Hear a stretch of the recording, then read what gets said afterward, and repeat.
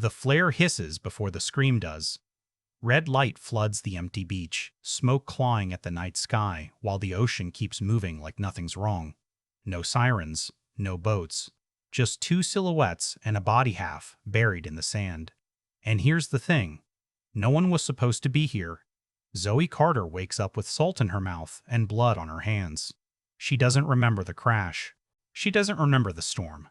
All she remembers is her brother's voice over the satellite phone 3 nights ago, joking about how this work retreat was just a paid vacation. Now he's gone. The yacht they boarded with 8 smiling influencers is splintered across the reef like broken ribs, and the only other person she can find alive is the last man she'd ever choose to trust. Liam Vale stands at the edge of the tide, staring at the horizon as if he can will a rescue ship into existence. He's calm. Too calm. His designer shirt is torn, his forehead split, but his breathing is steady. Controlled. Zoe watches him wipe seawater off a silver watch that somehow survived the wreck. That watch is worth more than her apartment. And yet he hasn't said a word about calling for help. Because the satellite phone? Missing.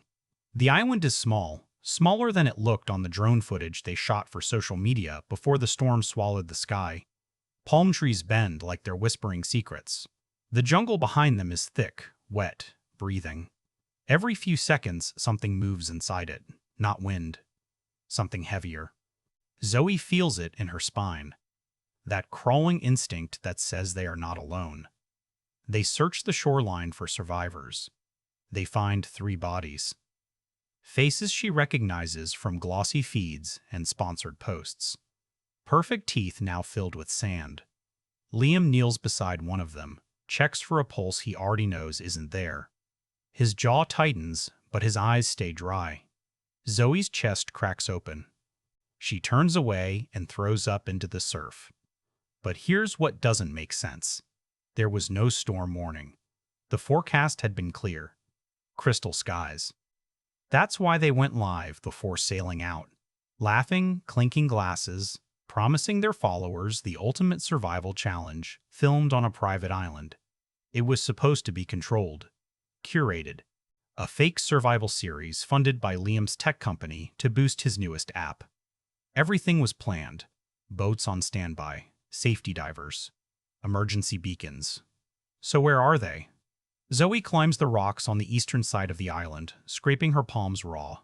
At the top she finally sees it, their yacht lodged against coral like a dying animal.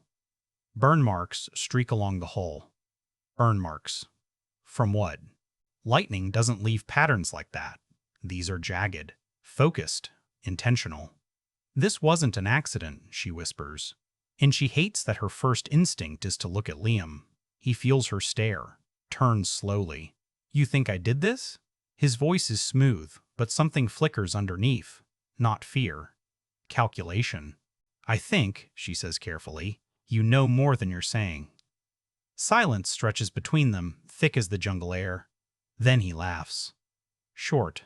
Sharp. If I wanted you dead, Zoe, I wouldn't strain myself with you.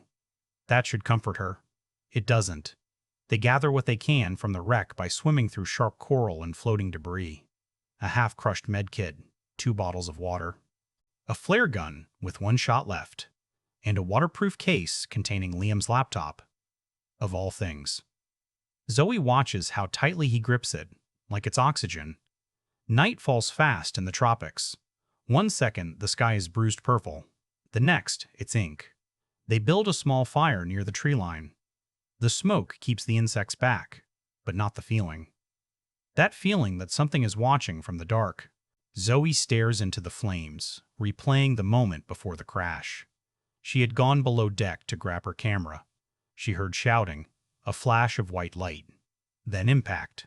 But just before everything tilted, she heard a bang, not thunder, a gunshot. Her heart begins to pound. There was someone else on that boat, she says suddenly. Liam looks up too quickly. No. You don't even know what I'm about to say. I checked the manifest myself.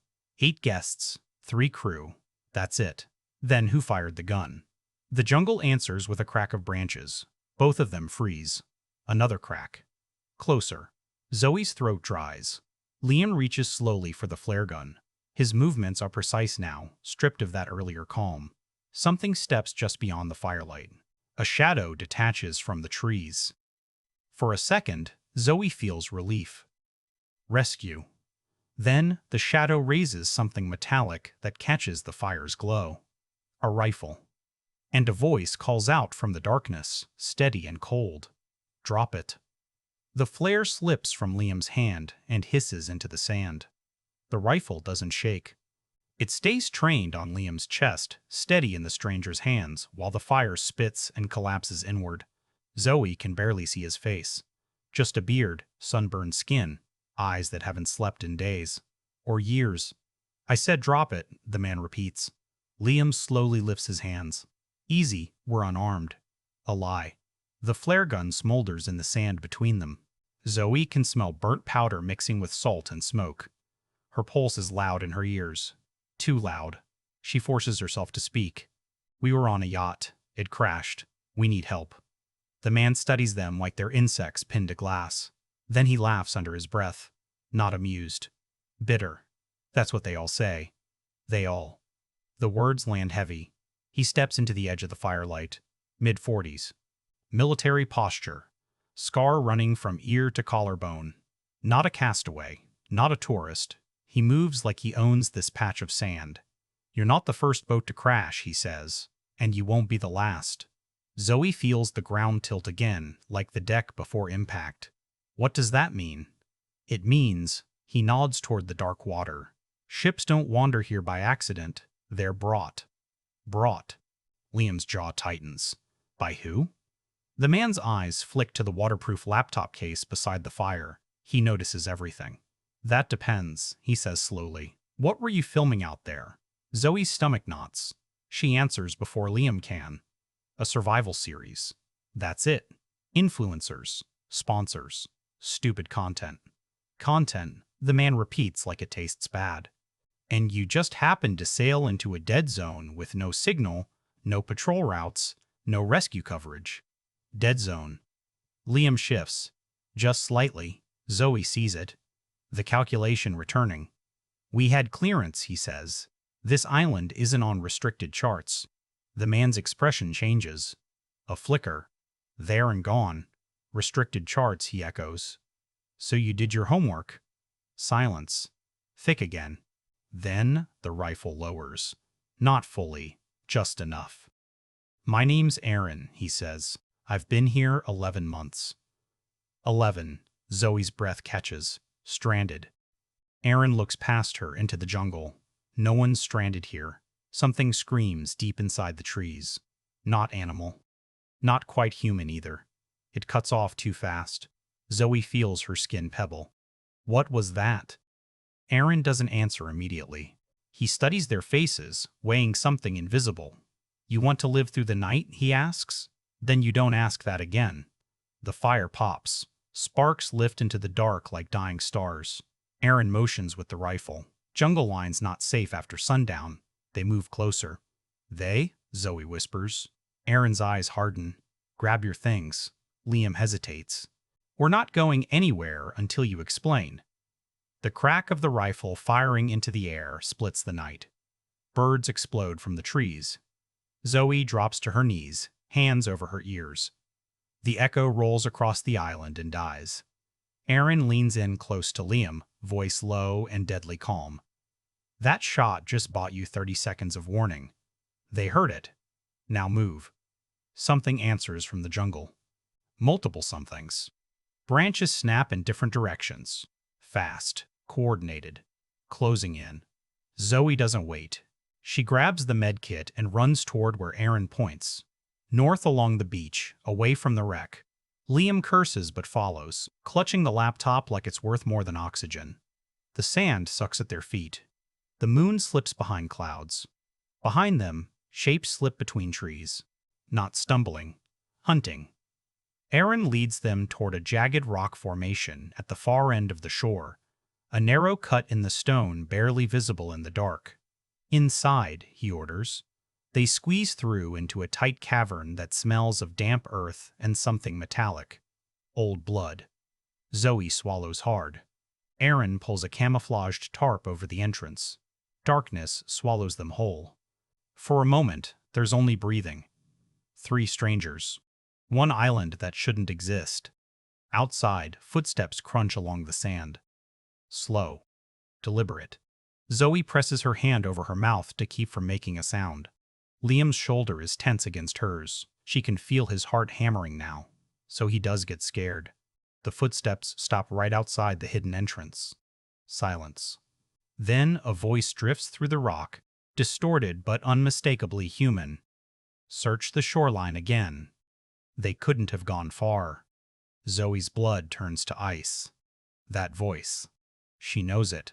Not from the boat, from the live stream comments, from the sponsor meetings, from Liam's office. Aaron's eyes widen slightly in the dark as he watches her expression shift. You recognize it, he whispers. Zoe nods once, barely breathing. And in that suffocating blackness, with hunters just feet away, one truth settles like a blade against her throat. This island wasn't random. It was chosen. Zoe's lungs burn, but she doesn't dare inhale too loudly. Outside the hidden entrance, boots grind against sand. Fabric rustles. Metal clicks. Not the careless noise of scavengers. Organized. Trained. The voice comes again, sharper now. Check the rocks. He likes the rocks. Aaron's jaw tightens in the dark. Zoe feels it even without seeing him. Liam shifts beside her, and for the first time since the crash, his confidence fractures. You said you've been here 11 months, Liam whispers, barely air. Doing what? Aaron doesn't answer immediately. The footsteps fade a few yards away, then stop. Waiting. I was contracted security, Aaron finally breathes. Private operation. Off-grid testing facility. Zoe's mind stumbles over the words. Testing what? A long pause. Outside, something drags across stone. Human response, Aaron says. Fear conditioning. Behavioral adaptation under extreme isolation. The meaning hits in pieces. Not a survival accident. A study. Liam exhales slowly. That's insane. No, Aaron murmurs. It's funded. Silence drops again as a beam of light sweeps across the rocks outside. It flickers through cracks in the cavern wall, thin white blades cutting through darkness. Zoe squeezes her eyes shut. In her head, memories rearrange themselves. The contracts. The non-disclosure agreements. The clause about immersive unpredictability. Liam insisting on real stakes to make the series viral. Audiences can smell fake danger, he'd said. Her stomach twists. Who's behind it, she asks. Aaron's answer is immediate. Veil Dynamics. The name lands like a gunshot. Liam stiffens. That's my company. Aaron turns his head slowly toward him. Even in the dark, Zoe feels the weight of that stare. Then you're either the best liar I've ever met, Aaron says softly, or you were never meant to survive this. Outside, a rock shifts. A shadow blocks the faint crack of moonlight at the entrance. Zoe's pulse thunders in her ears. A gloved hand reaches through the gap, fingers brushing the tarp. She clamps her hand over her mouth. Please. Don't. The hand pauses, inches from her face. Then a distant shout echoes down the beach. Movement near the reef. The shadow pulls back. Boots pound away. They wait. 1 minute. 2. 5. Aaron slowly lifts the tarp just enough to peer out. His shoulders relax a fraction. They're circling back to the wreck. Zoe's body finally trembles now that the immediate threat has passed. She pulls her knees to her chest. You're saying this whole thing was designed?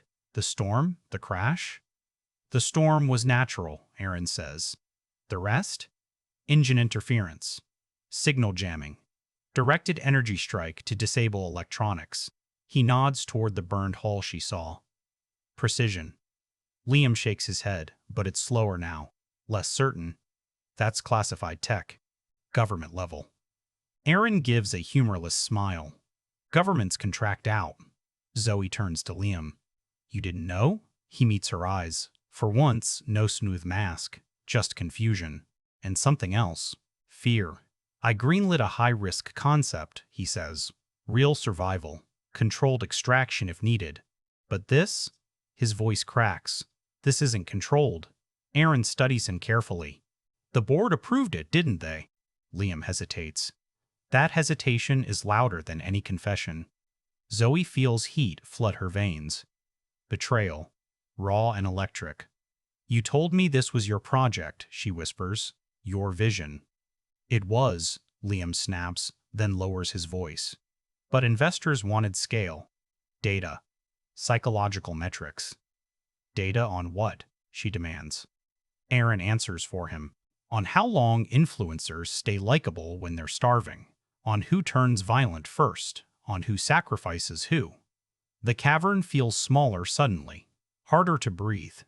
Zoe remembers the gunshot before the crash. The flash of white. Someone trying to fight back.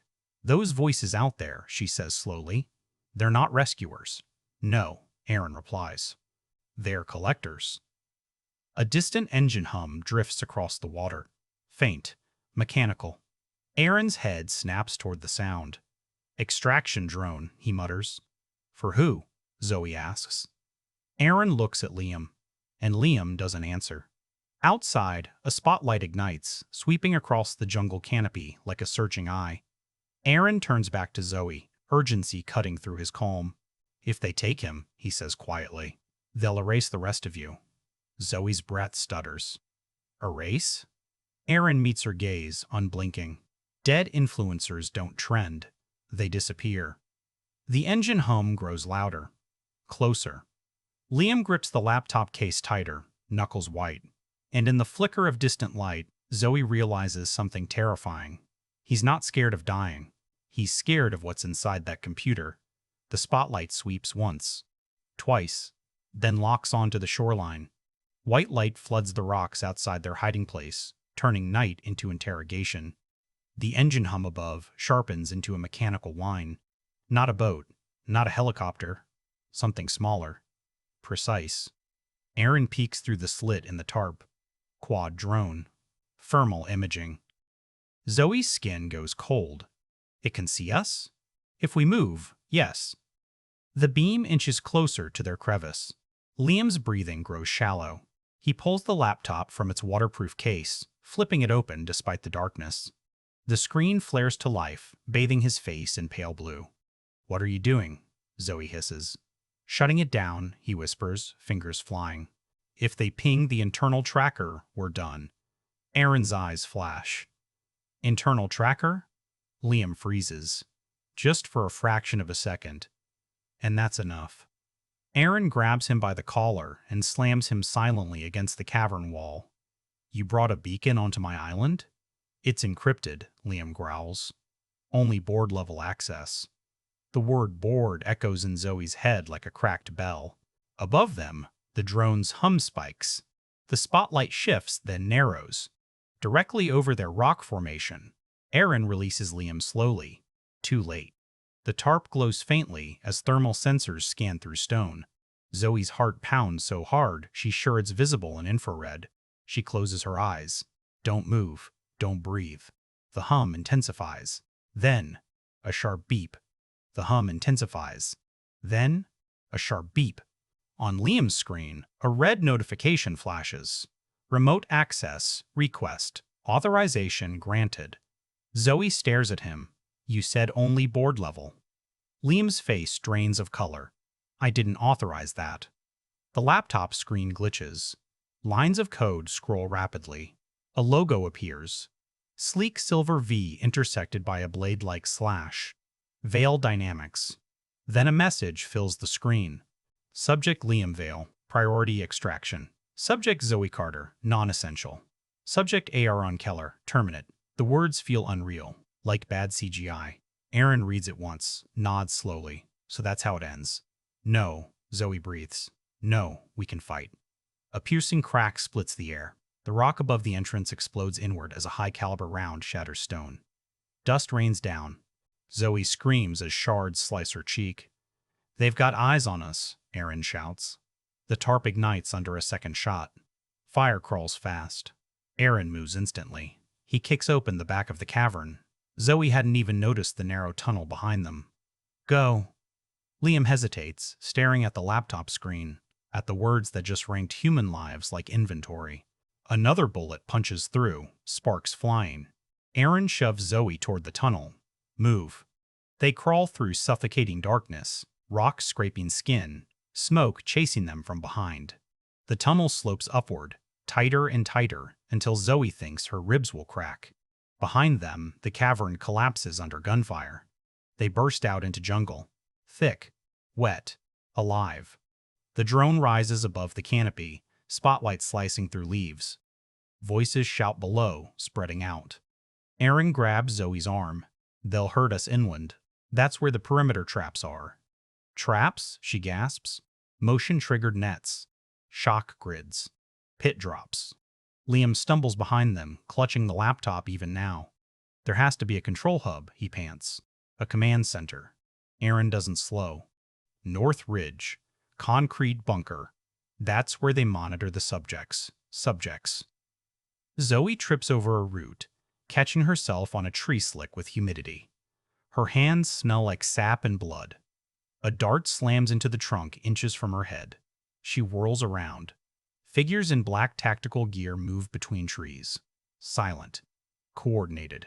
Run, Aaron roars. They sprint downhill, branches whipping their faces.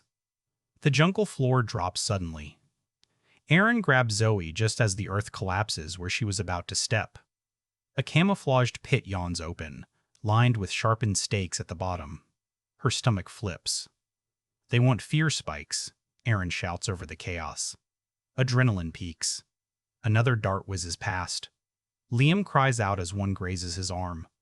He stumbles, but keeps moving. The drone dips lower, projecting a distorted voice across the trees. Liam, it calls smoothly. Familiar. Corporate. You're valuable. Don't make this difficult. Zoe recognizes it fully now. The voice from investor calls. From keynote presentations. Marcus Vale. Liam's father. Zoe looks at him, horror dawning. You said he stepped down. Liam's face is pale under moonlight. He did. The drone voice continues, almost gentle. Son, come home. Aaron stops dead. You didn't know, he murmurs. Liam shakes his head once, shattered. He told me the company was mine. Gunfire erupts behind them. Aaron grabs both of them. North Ridge. Now. If we reach that bunker, we flip the system. And then what? Zoe demands as they run. Aaron's voice is iron. Then we make them the subjects. Behind them, the jungle fills with lights. And above, the drone locks onto Liam like a star marking prey. They run uphill until their lungs feel flayed open. The jungle thins as the land steepens, trees giving way to jagged rock and low brush clawing at their legs. Behind them, lights slice through the dark like hunting blades. The drone hum never fades. It tracks Liam with patient precision. 50 meters, Aaron pants. Bunkers cut into the ridge. Gunfire cracks again. Dirt kicks up beside Zoe's foot. She stumbles, but Liam grabs her this time, dragging her forward. His hand is shaking now, not from exertion, from realization. My father built this, he says, almost to himself. He built a slaughterhouse. Focus, Aaron snaps. They crest the ridge, and there it is. Concrete embedded in stone, nearly invisible except for a steel door half hidden behind hanging vines. No lights outside. No guards visible. Too easy.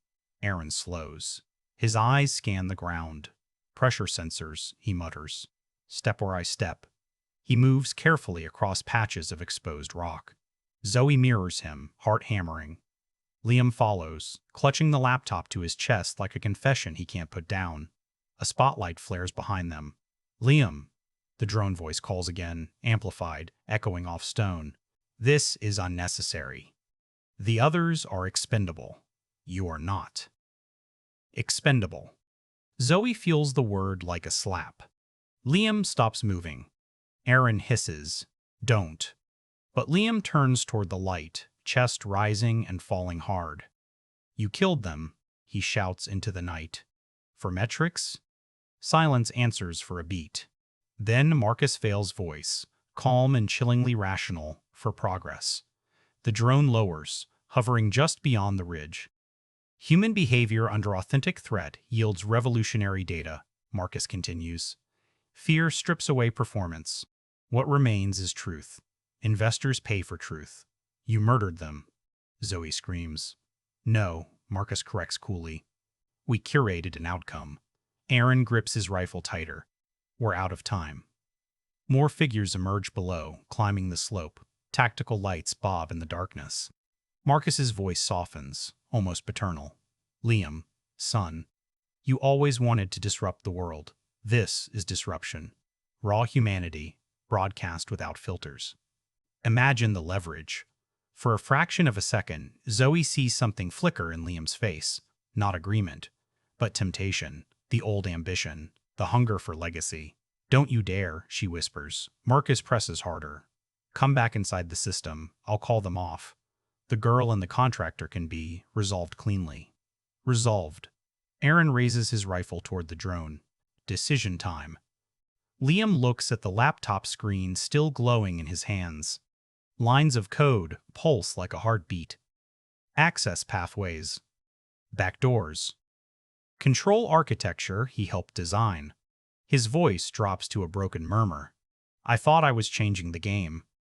Gunfire erupts from below. Bullets spark against rock. Aaron fires back, precise shots forcing the climbers to duck. Now, Liam, Aaron shouts. Liam turns away from the drone, away from his father's voice. He runs the last few steps to the bunker door and slams the laptop against the biometric panel. For a terrifying second, nothing happens. Then the screen flashes green. ACCEESS, recognized. The steel door unlocks with a heavy mechanical thud. They dive inside just as bullets ricochet off the entrance. Aaron slams the door shut and throws the internal bar down. Silence. Thick. Artificial. The bunker interior hums with generators and cold air vents. Screens line the walls, each displaying camera feeds from across the island. Beach. Jungle. Reef. Zoe's breath catches. Dozens of red dots move across a digital map. Subjects. And in the corner of one monitor, a live feed of them inside the bunker. Marcus Vale appears on the central screen, immaculate in a glass-walled control room somewhere far from here. He smiles. I was hoping you'd make it this far, he says. Liam steps forward slowly. Call them off. Marcus folds his hands. Why would I? You've just entered Phase 2. The bunker doors shudder under impact from outside. Aaron scans the room quickly. Control cores behind that wall, he says. If we shut down the grid, we blind them. Marcus tilts his head slightly. You misunderstand. The island doesn't need eyes to function. A deep mechanical rumble vibrates through the floor. Zoe feels it in her bones. What did he just activate? She whispers. Marcus's smile widens. Containment protocol. The floor beneath them shifts. Panels sliding. Separating. Aaron's eyes widen as steel barriers begin rising from the ground, slicing the bunker into sections. Run, he shouts. But the walls move faster than they do.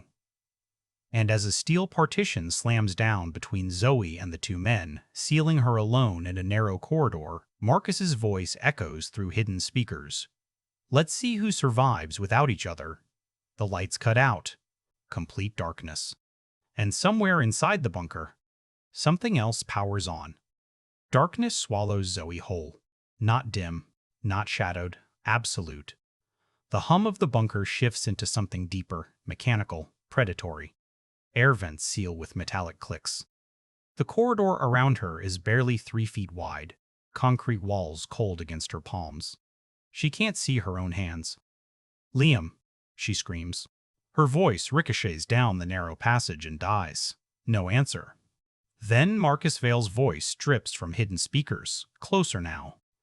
Intimate. Isolation amplifies authenticity. Let's observe. A red emergency strip flickers on above her head, bathing the corridor in blood-colored light. At the far end, a steel door slides open with a hydraulic hiss. Beyond it, stairs descending. Zoe doesn't move. From somewhere behind the walls comes a metallic scrape. Slow, deliberate, not machinery. Footsteps. Heavy, dragging slightly. Her breath shortens. "Aaron?" she calls, hating the tremor in her voice. No response. The scraping grows louder. Something is moving inside the walls themselves. She backs toward the open stairwell. The red light flickers again, then stabilizes just long enough for her to see thin slits along the corridor walls. Observation ports. They're watching her. Heart rate elevated, Marcus narrates calmly. Cortisol spike confirmed. Rage burns through the fear. "You're sick," she shouts upward. Data-driven, he corrects. The scraping stops. Silence. Then, bang. The wall beside her dents inward. Zoe stumbles back with a scream as another impact caves part of the panel. Concrete cracks spider across the surface. Something on the other side exhales. Wet. Ragged. The panel bursts open. A man lunges through. Barefoot. Filthy. Eyes wild under matted hair. A shock collar blinks red around his neck. He stares at her like she's prey. "Don't," she starts. He charges. He charges. Zoe spins and bolts down the stairs, heart detonating in her chest. Footsteps pound behind her, feral and fast. The stairwell spirals down into colder air, deeper underground. She slips, catches herself, keeps running. At the bottom, the space opens into a circular chamber lined with reinforced glass cells. Inside them, figures. Some curled in corners, some staring blankly, some pounding weakly against the glass. Subjects. The man behind her leaps the last steps and slams into her, sending them both crashing to the floor. His hands clamp around her throat. His skin is ice cold. His eyes are empty. She claws at his face, gasping, vision blurring. "I'm not your enemy." He doesn't hear her. A voice booms overhead. Subject 12 exhibits aggression under proximity stress. Zoe's fingers brush against something on the floor. A loose metal rod. She grabs it and swings. The rod connects with the side of his head. Once. Twice. He collapses beside her, twitching. She scrambles away, coughing, throat burning. Through the glass walls, other captives have begun reacting. Some scream. Some slam their bodies against the barriers. Shock collars flash red in warning. Marcus's tone remains clinical. Unexpected resilience. Zoe staggers to her feet. Across the chamber, a security console glows faintly. If this level houses subjects, then controls must be here. Above her, distant gunfire echoes through the bunker. Aaron and Liam are still alive. For now. She runs to the console and slams her hands against the keyboard. Locked. Of course. On one screen, live feeds flicker. She sees Aaron pinned behind a steel divider, firing controlled bursts at automated turrets that have descended from the ceiling. She sees Liam in another section, trapped in a narrowing corridor as electrified walls spark closer together. Her stomach drops. Marcus's face appears on the central monitor. "You see the dilemma," he says softly. Collaboration increases survival odds, but separation reveals character. Zoe stares at him, chest heaving. "What do you want?" He leans forward slightly. "I want to know which one of you breaks first." A scream echoes through the bunker speakers. Liam's. The electrified walls surge brighter on the feed. Zoe's mind races. Think. Think. Her eyes fall to the shock collar on the unconscious man beside her. A small control chip embedded at the base. Override frequency? She rips the collar off his neck. It sparks in her hands. Marcus's voice sharpens slightly. "Careful." Zoe looks up at the ceiling camera and smiles through blood on her teeth. "Let's see what happens," she whispers. She slams the collar against the glass wall of the nearest cell. The collar detonates in a burst of electrical feedback. The glass fractures. Inside the cell, the captive looks up. Free. Alarms erupt across the chamber. Multiple glass cells begin unlocking automatically in fail-safe response. Marcus's con fractures for the first time. No. That level isn't cleared. Too late. Doors slide open, one by one, and the subjects, starved, terrified, broken, step into the chamber. Zoe backs toward the stairwell, heart racing. Above her, gunfire intensifies. Below her, chaos rises. Marcus's voice returns, colder than before. You just escalated the experiment. And somewhere deeper in the bunker, something massive shifts behind reinforced steel. Alarms devour the bunker. Red strobes pulse. Steel doors grind open. The freed subjects spill into the circular chamber. Some staggering, some screaming, some laughing in thin, cracked voices that don't sound human anymore. Shock collars spark uselessly on the floor. Zoe runs. Up the stairwell, 2 steps at a time, chaos chasing her in echoes. Behind her, the heavy steel door at the bottom begins to buckle outward. Boom. Boom. Whatever is in that lower level is strong enough to dent reinforced metal. Containment breach? Marcus's voice snaps through the speakers, stripped of its earlier calm. Deploying corrective measures. Gunfire rattles somewhere above. Zoe bursts back into the corridor just as a section of ceiling explodes in sparks. Automated turrets swivel, tracking heat signatures wildly now that dozens of bodies move through the bunker. "Aaron!" she screams. A steel divider ahead jerks upward halfway, jammed. She dives under it and nearly collides with him. His shoulder is bleeding, shirt soaked dark, but his eyes are sharp. "You did something," he says, breathless. "Freed them." For half a second, he just stares. Freed them. For half a second, he just stares. Then he nods once. Good. Another divider slams down behind them, separating the corridor like a maze. Through a narrowing gap to the right, Zoe sees Liam trapped between 2 glowing walls inching closer, electricity arcing blue-white. "Liam," she shouts. He's on his knees, laptop open, fingers flying across keys despite the shrinking space. Sweat pours down his face. "I can access core override," he yells back, but it's biometric locked to him. Marcus's face flashes on a screen above them. "You're close, son. So close to understanding." The walls close another inch. Liam cries out as sparks kiss his sleeve. Aaron doesn't hesitate. He fires at the mechanism controlling the sliding panels. Bullets ricochet. Sparks rain down. "Stop this," Zoe screams at the camera. "They're going to die." Marcus's expression hardens. Evolution requires sacrifice. A deafening crash shakes the entire bunker. Everyone freezes. From below, a roar rises, deep, guttural, layered with human agony. The lower containment door finally gives way. Heavy footsteps thunder up the stairwell. Not chaotic like the freed captives. Measured. Powerful. Aaron's face drains. "That's Subject 0. Zoe doesn't ask what that means. The corridor behind them fills with fleeing subjects, eyes wide, panic contagious.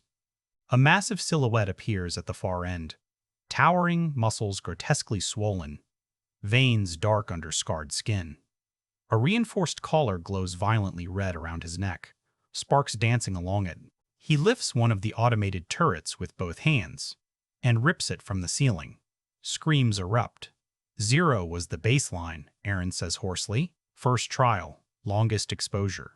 0 turns his head slowly toward the nearest camera, toward Marcus, and smiles. "It isn't sane." Marcus's voice finally cracks. "Increase voltage, maximum output." The collar around 0's neck flashes blinding white. He doesn't fall. He roars and charges. The bunker dissolves into chaos. Subjects scatter. Turrets fire blindly. Steel partitions crumple like tin as 0 barrels through them. Zoe dives as debris rains down. Aaron grabs her and pulls her toward Liam's narrowing corridor. "Now!" Aaron shouts. 0 slams into another divider, the impact sending a shockwave through the floor. The electrified walls around Liam flicker. For one critical second, they stall. Aaron jams his rifle into the mechanism and prees with everything he has. Zoe joins him, pushing against the metal with a scream. The wall jerks, stops, then retracts just enough for Liam to roll free, collapsing onto the floor, smoking fabric and burned skin. Aaron drags him up, core room. They sprint through smoke and flashing lights toward a reinforced door marked Control. Behind them, 0 tears through the corridor, shock collar sparking wildly as voltage spikes fail to bring him down. His eyes lock onto the largest screen still functioning. Marcus's face staring back. 0 changes direction. Not toward the fleeing subjects. Toward the control room entrance. Inside the control chamber, Marcus Vale finally stands. For the first time, fear replaces calculation. Security, eliminate the primary asset, he barks. But no one answers. Zoe, Aaron, and Liam reach the control door just as Zero barrels around the corner behind them.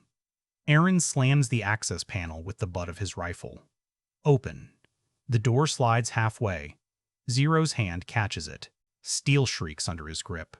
Zoe feels the vibration in her bones as he forces the door wider, inch by inch, muscles straining against reinforced hydraulics. On the other side of the glass, Marcus stares at the creature he created. Liam looks at his father through the widening gap, and something in him hardens. He steps forward, ignoring Aaron's shout. "Father," he says, voice steady despite the chaos, "you wanted truth." Zero roars, forcing the door another inch open. Liam slams his burned palm onto the biometric scanner inside the control panel. Marcus's eyes widen. "Don't. Override accepted. System authority transferred."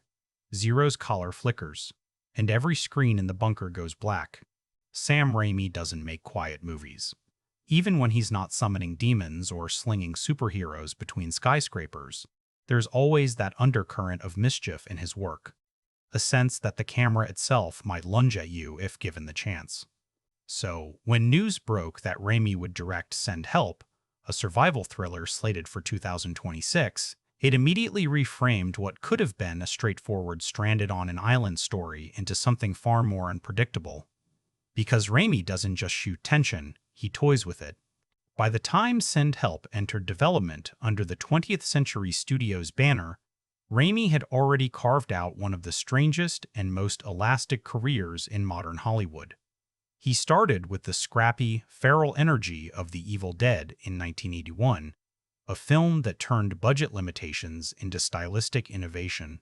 Then came the operatic scale of the original Spider-Man trilogy, where he proved he could handle blockbuster machinery without losing his eccentric touch. Most recently, Doctor Strange in the Multiverse of Madness showed that even inside the Marvel system, Raimi would smuggle in horror beats, Dutch angles, and camera rushes that felt straight out of a haunted house ride. That's the lineage Send Help is stepping into. On paper, the premise sounds deceptively simple. Two colleagues survive a plane crash and find themselves stranded on a deserted island, forced to rely on each other in order to survive. Minimal setting. Limited cast. Isolation as antagonist. It's a setup that invites comparison to films like Castaway or The Shallows. But here's the twist. Raimi is at the helm. And isolation under Raimi's direction rarely stays psychological. It becomes kinetic. What drew him to this project seems less about spectacle and more about control. Survival thrillers thrive on restraint. Strip away the ensemble. Strip away the cityscapes. You're left with faces, bodies, and environment. For a director known for maximalist flourishes, that limitation feels almost like a dare. Can he create dread without demons? Can he sustain momentum when the only monsters are dehydration, hunger, and the slow erosion of trust? That challenge alone makes Send Help fascinating before a single frame has been shot. And Raimi has always understood that fear isn't only about what jumps out from the shadows, it's about vulnerability. Think back to A Simple Plan, arguably his most grounded film. No supernatural forces. Just ordinary people making increasingly desperate choices. The tension in that movie came from moral decay, from watching characters trap themselves. If Send Help leans into that mode, the island won't just be a physical prison. It'll be a psychological pressure cooker. Casting reinforces that possibility. Rachel McAdams and Dylan O'Brien are attached to lead the film, an inspired pairing on paper. McAdams carries a grounded, emotional intelligence that makes characters feel lived in rather than heightened. She can project warmth, calculation, panic, all without tipping into melodrama. O'Brien, on the other hand, built his career on youthful charisma in franchises like The Maze Runner, but has gradually edged toward darker, more physically demanding roles. Together, they create a dynamic that could oscillate between partnership and suspicion. In a two-hander survival story, chemistry isn't optional. It's oxygen. Raimi's collaborative style will matter here. Despite his auteur reputation, he thrives on tight-knit creative teams. Longtime partnerships with editor Bob Murawski and composer Danny Elfman in past projects have given his films rhythmic identity. Even if the crew roster for Send Help evolves, Raimi's tendency to storyboard aggressively and pre-visualize sequences suggests that the island won't feel generic. Expect geography to matter. Expect the camera to move with intent. He's not a director who plants a tripod and waits for actors to fill the frame. His camera prowls. Thematically, survival stories often boil down to one question: who are you when stripped of everything? No social status, no technology, no witnesses, just instinct. Raimi has circled that idea before in different genres. In Spider-Man 2, Peter Parker loses his powers and must confront identity without spectacle. In The Evil Dead, characters are reduced to primal terror. Send Help offers a cleaner laboratory for that exploration. 2 people, 1 island, no escape. But there's another layer lurking beneath the surface. The title itself, Send Help, isn't passive. It's a plea, a message, a cry that may or may not be heard. That framing introduces a question of communication in an era obsessed with connectivity. What does it mean to be unreachable in a world where we assume we're always one signal away from rescue? A survival thriller released in 2026 can't ignore that subtext. Isolation hits differently now. It's less about being physically alone and more about being digitally erased. And then there's Raimi's tonal unpredictability. He's one of the few directors who can pivot from horror to dark comedy in the span of a single scene. That elasticity could elevate Send Help beyond straightforward endurance drama. Imagine moments of absurdity creeping into despair. Gallows humor in the face of starvation. The kind of tonal whiplash Raimi perfected decades ago. Done right, that contrast doesn't undercut tension, it sharpens it. Production details remain closely guarded, and without release metrics or box office projections yet available, the film exists in a kind of creative limbo. But sometimes that's where the most intriguing projects gestate. A major studio backing a contained survival thriller from a director best known for genre excess signals confidence in both his versatility and the material's commercial pull. It's a strategic gamble, intimate scale, marquee filmmaker. What's clear already is this. Send Help isn't just another stranded on an island story. In Raimi's hands, it becomes an experiment in control, in stripping cinema down to its most primal components and then electrifying them. 2 actors. 1 hostile environment. A director who refuses to shoot anything plainly. But vision is only the starting point. A concept, no matter how compelling, lives or dies on the page. And the screenplay behind Send Help, who wrote it, how it evolved, and what narrative risks it takes, will ultimately determine whether Raimi's island becomes a crucible or just a backdrop.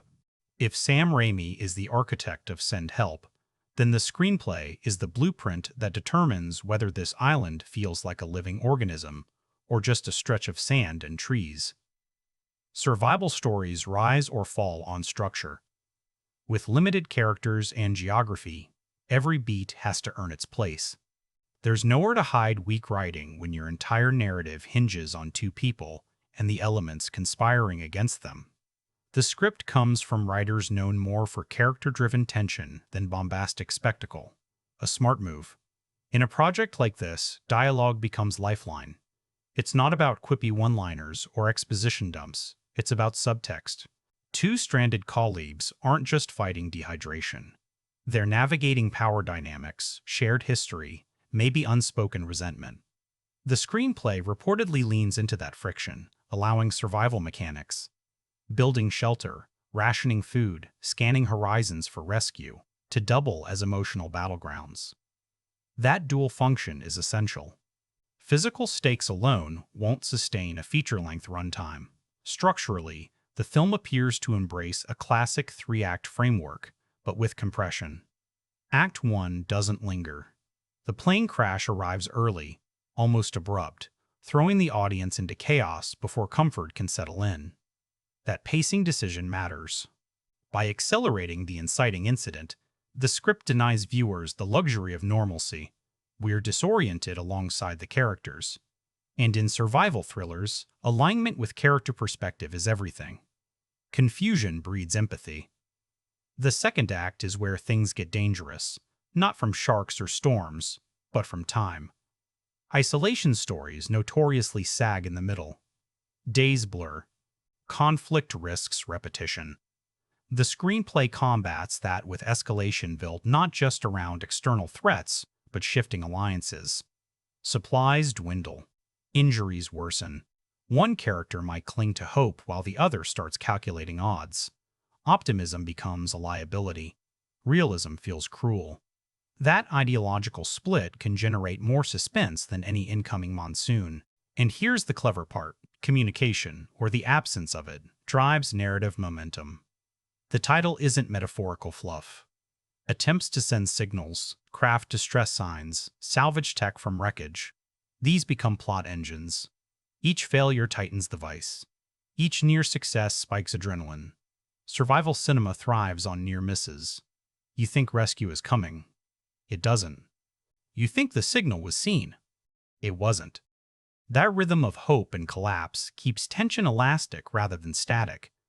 Dialogue reportedly skews sparse, especially as the film progresses. Early scenes rely on conversation to establish personality contrasts. Later stretches embrace silence. Not empty silence, charged silence. When words evaporate, glances do the heavy lifting. That restraint mirrors dehydration itself.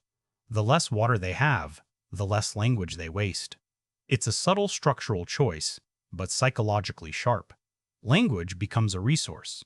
There's also indication that the screenplay toys with perception. Survival can fracture reality. Hallucinations from exhaustion. Misheard sounds. A silhouette on the horizon that turns out to be driftwood. Whether these moments are purely subjective or allowed to hover in ambiguity will define the film's tonal register. Raimi has danced with unreliable perception before, and if the script gives him space to blur mental and physical threat, the island could start feeling less like geography and more like psychological terrain. Adaptation doesn't factor here. This appears to be an original story rather than based on a novel or true account. That originality is refreshing in a landscape crowded with IP.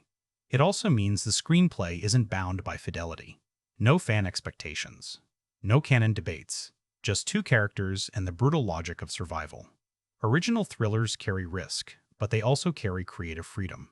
The writers can choose bleakness or catharsis without betraying source material. One of the most intriguing reported elements is how the script handles morality.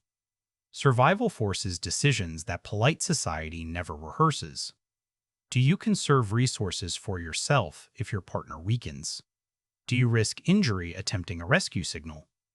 The screenplay allegedly avoids melodramatic villain turns. Instead, it leans into incremental compromise. Small, selfish choices. Rationalized decisions. That slow ethical erosion echoes Raimi's A Simple Plan, where ordinary people didn't snap overnight, they slid. And tone? That's the tightrope. A purely grim survival tale can become punishing. The script threads moments of dark humor through despair, not punchlines, but absurdity. The kind of laughter that escapes when circumstances become too overwhelming to process straight.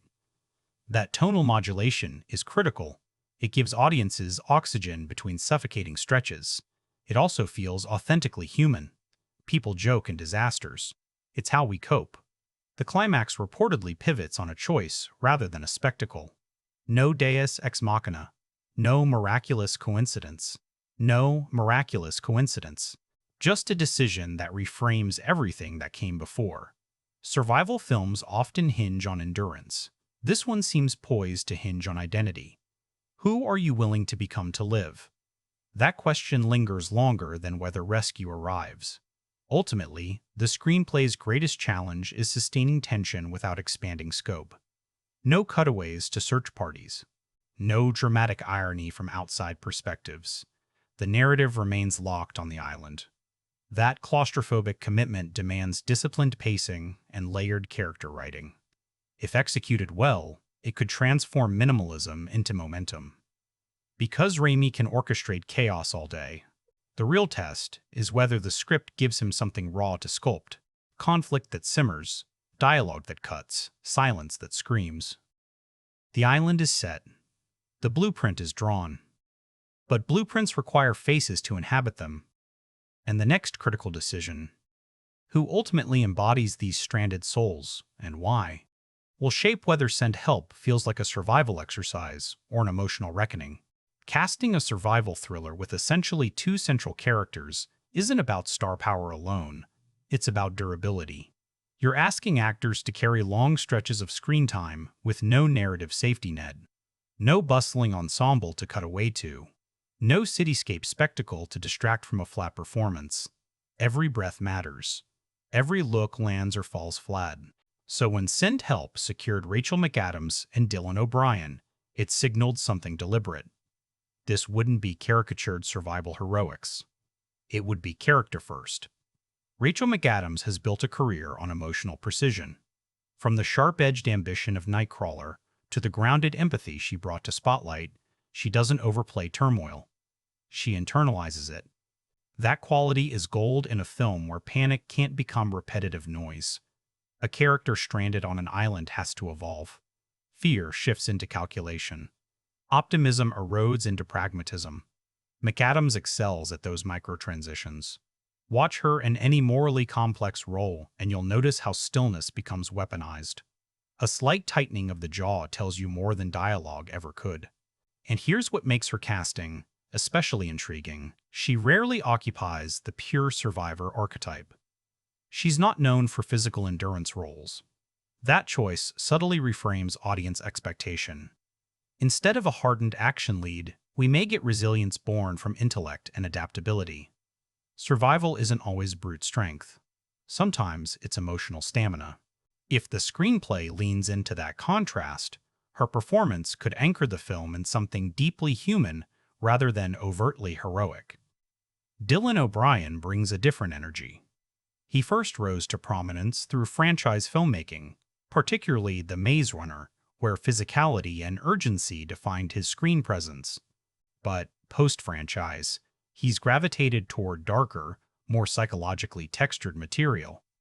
There's a restlessness in his performances, a flicker beneath the surface that hints at volatility. In a confined survival setting, that unpredictability becomes narrative fuel.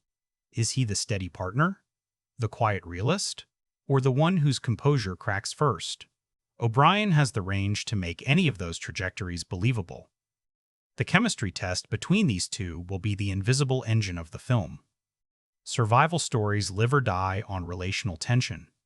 Think of The Edge with Anthony Hopkins and Alec Baldwin. The wilderness was dangerous, yes, but ego and mistrust were lethal. Send Help seems poised to explore similar territory. Two colleagues implies pre-existing dynamics. Perhaps professional rivalry. Perhaps unresolved tension. Casting actors who can layer subtext into even mundane exchanges ensures that building a shelter can feel as charged as a confrontation. What makes this pairing particularly compelling is generational contrast. McAdams carries a steadiness born from experience, while O'Brien often radiates kinetic impulse. That difference can create friction on screen without resorting to exaggerated conflict. Picture a scene where one character insists on waiting for rescue, while the other pushes for risky exploration. The debate isn't loud. It simmers. The casting allows that tension to feel organic rather than scripted. Reports suggest the audition process emphasized emotional improvisation over stunt readiness. That's telling. Raimi, despite his reputation for elaborate camera choreography, knows that stripped-down films require actors who can sustain unscripted silence. Improvisation tests trust. Can these two performers hold a frame together without constant dialogue? Can they listen, not just speak? In a film where isolation is constant, listening becomes dramatic currency. There's also strategic calculation at play from a studio perspective. McAdams appeals to a broad demographic audiences who appreciate grounded drama. O'Brien draws younger viewers who grew up with his franchise work. The pairing expands reach without skewing tone towards spectacle. It's a balance of credibility and commercial awareness, and studios rarely make those decisions casually. Supporting roles appear minimal by design. Survival thrives on intimacy. However, brief early scenes, likely pre-crash, will need casting that establishes believable workplace context. Even small roles matter. A few minutes of authentic interaction before catastrophe makes the loss of civilization tangible. It's easier to feel isolation when you've glimpsed normalcy. What stands out most about these casting decisions is restraint. No obvious action superstar, no comedian inserted for levity. Just two actors known for layered performances stepping into a scenario that demands endurance, physical, emotional, psychological. That restraint suggests confidence in the material. It also suggests Raimi intends to let performance lead rather than overwhelm it with stylistic fireworks. And that's where casting becomes thematic. If the story interrogates who we are when stripped bare, then the actors must embody complexity without embellishment.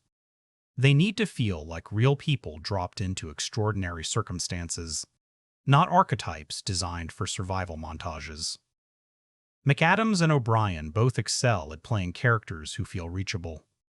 That accessibility makes peril hit harder, because once the cameras roll and the crash debris settles, the audience won't just be watching two performers struggle against the elements.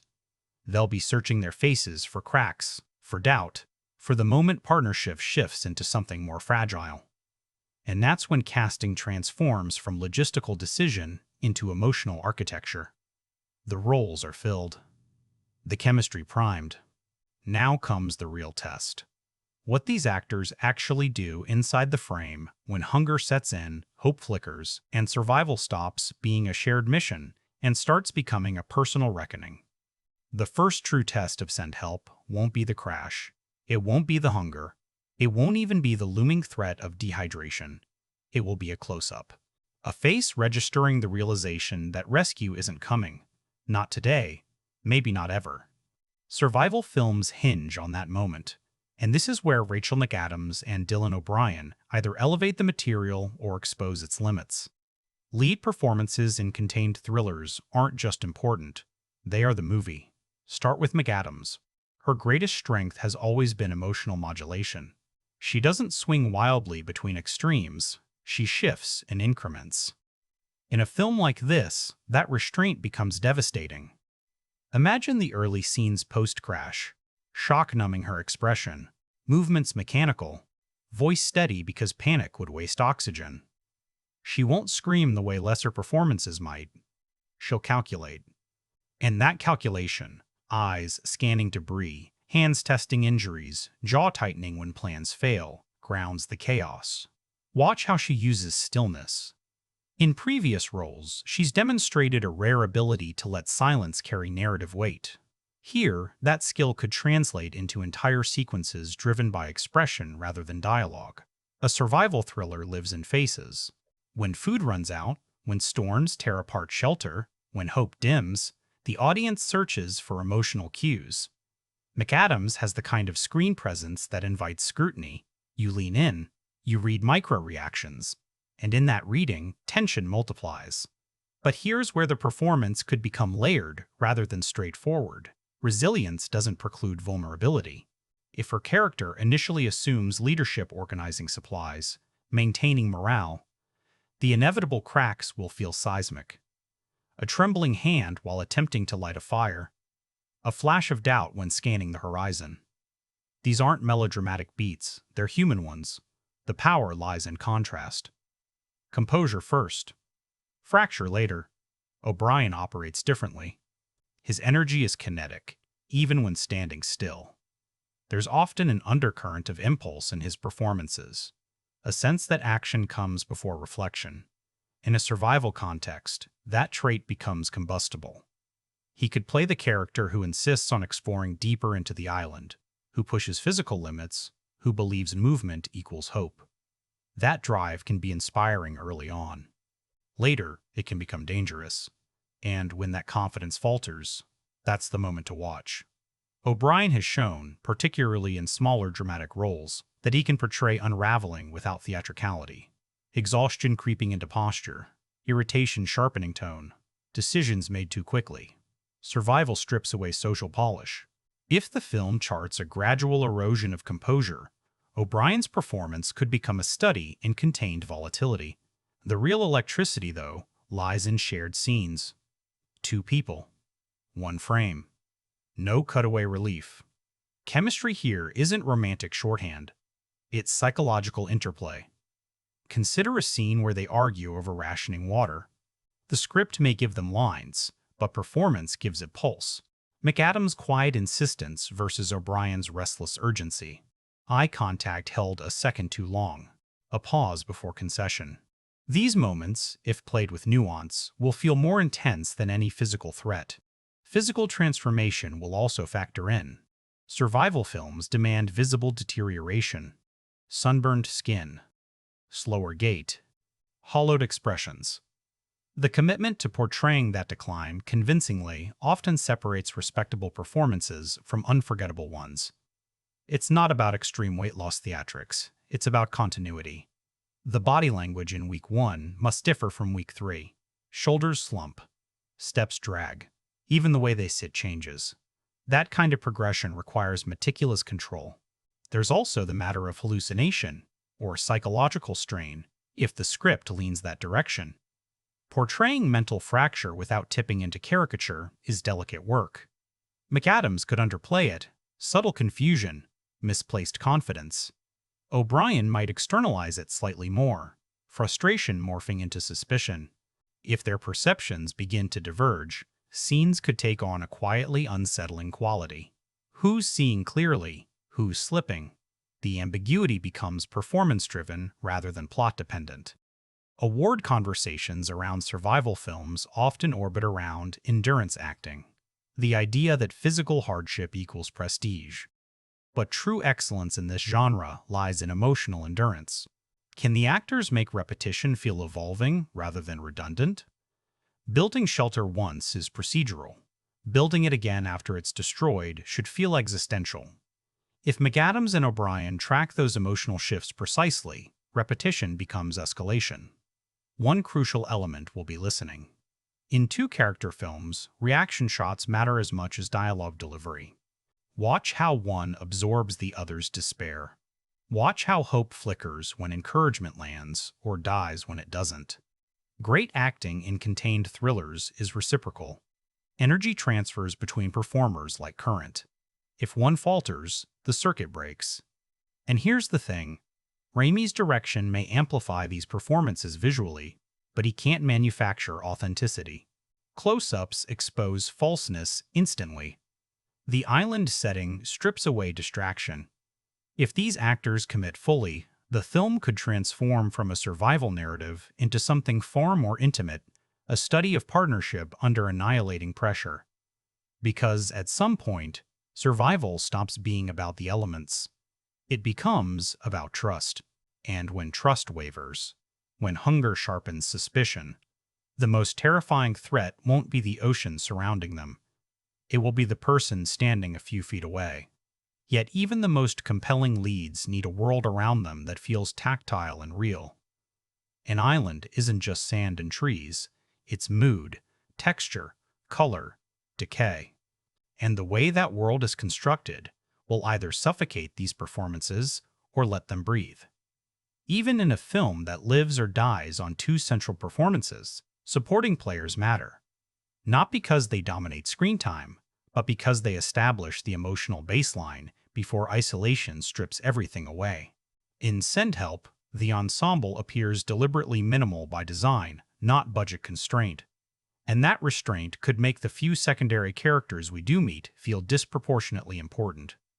Before the crash, there will almost certainly be glimpses of workplace dynamics. Colleagues in passing. A supervisor giving instructions. Maybe a pilot whose presence lasts only minutes before catastrophe strikes. These roles won't be flashy, but they carry structural weight. They define normalcy. They create contrast. Without that grounding, the island feels abstract. With it, the isolation stings. Casting these smaller parts is often overlooked, but it's strategic. A believable workplace interaction in the first 10 minutes gives context to everything that follows. If McAdams's character shares a tense glance with a superior, that tension lingers subconsciously once she's stranded. If O'Brien's character cracks a joke in the office, that levity makes his later unraveling sharper. The ensemble doesn't need extended arcs. They need authenticity. Survival thrillers with tiny casts often rely on what I call echo performances, characters who exist briefly but reverberate emotionally throughout the film. Think of the way Castaway uses Helen Hunt's presence early on. She disappears for most of the runtime, yet her emotional imprint drives Tom Hanks's performance. Send Help may deploy a similar tactic. A partner left behind. A voice message never sent. The memory of someone waiting at home. These off-screen presences become psychological supporting characters. And then there's the possibility of flashbacks or hallucination sequences. If the screenplay leans into mental fracture, past relationships could reappear in fragments. Short, almost ghostly scenes. Those performers would need to embody familiarity instantly. A single look must communicate shared history. That's not easy in limited screen time. It requires casting actors who can suggest depth without exposition. Ensemble dynamics also influence tone. Even a short pre-crash scene can calibrate how we perceive the leads. Are they respected by peers? Overlooked? Competent? Underestimated? That social context informs how we interpret their survival choices later. A character who was dismissed in the office suddenly becoming decisive on the island creates a subtle arc of reclamation. A character once dominant losing control under pressure tells a different story. Raimi has historically understood the value of colorful side characters. Even in his largest films, background personalities pop, sometimes comedic, sometimes sinister. Here, he'll need to dial that instinct back. Too much eccentricity early on could undercut the grounded tone the film appears to be pursuing. The supporting cast must feel real, not heightened. There's also technical ensemble, the crew we never see but feel. In survival cinema, practical effects, teams, stunt coordinators, and even background marine consultants function as invisible collaborators shaping authenticity. A believable crash site, realistic debris patterns, convincing injuries. These details elevate performances by giving actors something tangible to react to. If the wreckage looks artificial, tension evaporates. One intriguing angle involves voice work. If distress calls or recorded messages play a role in the narrative, those unseen voices become part of the ensemble. A static-filled transmission that almost breaks through. A garbled response that may or may not be real. Casting for voice authenticity matters. The wrong tone can collapse immersion instantly. Ultimately, the supporting cast in Send Help won't compete for attention. They'll frame it. Their job is to make the world outside the island feel concrete so that its absence becomes haunting. And in a film about isolation, absence is everything. The less we see of civilization after the crash, the more we feel its loss. What makes restrained ensembles powerful is precisely what they withhold. You don't need 10 memorable side characters when the story is about two people cut off from everyone else. You need just enough humanity in the opening stretch to remind us what's at stake. Community, structure, safety. Once those are gone, the silence isn't empty. It's comparative. Because survival isn't just about fighting nature. It's about confronting the echo of society in your head. The habits, the hierarchies, the voices that no longer have a physical presence but still shape decision-making. A sparse ensemble sharpens that internal conflict. And when the world narrows down to sand, sea, and sky, the physical environment itself becomes the dominant supporting character. The island has to feel alive, textured, oppressive, unpredictable. Which means production design won't simply decorate the story, it will define it. An island in a survival thriller can't look like a postcard. If it does, tension evaporates. For Send Help to work, The environment has to feel less like a getaway and more like a trap. Beautiful at first glance, hostile on closer inspection. Production design, in this case, isn't ornamental. It's existential. The first visual impression after the crash will matter enormously. Twisted metal embedded in sand, shards of fuselage scattered like bones, luggage torn open, its contents half buried. That wreckage becomes more than debris. It becomes the last tangible connection to civilization. A production designer who understands narrative symbolism will treat the crash site as sacred ground.